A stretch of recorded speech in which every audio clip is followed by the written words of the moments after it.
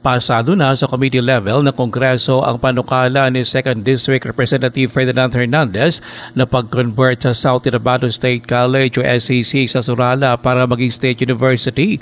Ayon naman kay Senator Loren Legarda, ganito maghain ng counterpart bill sa Senado bilang chairman ng Committee on Higher Technical and Vocational Education. Sinabi ni Legarda na bibigyan ito ng prioridad ang pag-transform sa SCC. Pinigyan din pa ni Legarda na ang panukala ay dapat may pasak agad sa committee level ng Senado sa Pebrero.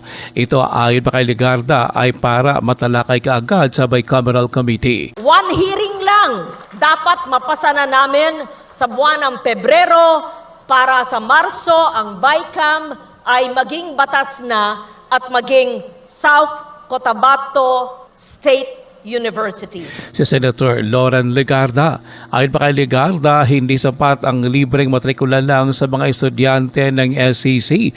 Kailangan din anyang tugunan ang pangailangan ng mga ito sa dormitoryo. Ruel Usano, NDBC Bida Balita.